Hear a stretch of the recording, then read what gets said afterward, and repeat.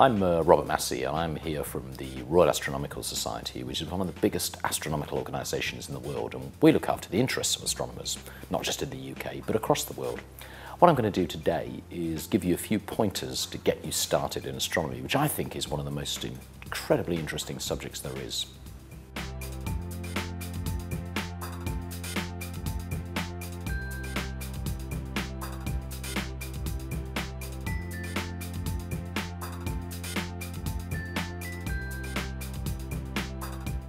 I think almost all of us at some point in our lives are interested in what we can see in the night sky. We might be casually gazing at the stars, or perhaps if we're more advanced, using a telescope or a pair of binoculars.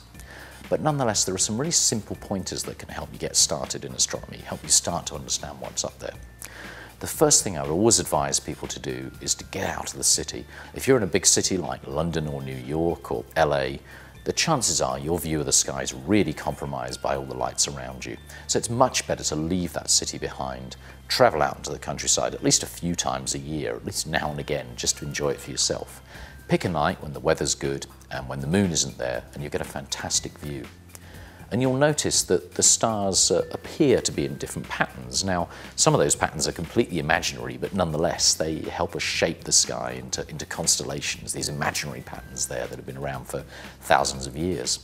Some of them are actually quite real. You might notice, for example, the Milky Way stretching across the sky from horizon to horizon, and that's where there really are a lot more stars, but it took the invention of the telescope to understand that. You may also notice at certain times brighter objects that night by night appear to be in slightly different places, and these are probably planets. So, for example, Venus and Jupiter are very, very easy to spot, but also Saturn and Mars as well, nice and straightforward. And clearly you can also see the moon moving across the sky. At certain times of year you might just be lucky enough to see a meteor shower too, when you see lots of shooting stars filling the sky.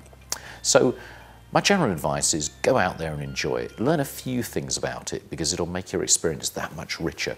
But other than that, I think it's very much about the pleasure of thinking about how far away the stars are, of thinking about what there is in the whole universe, and looking at the sky is a great way to try and understand that.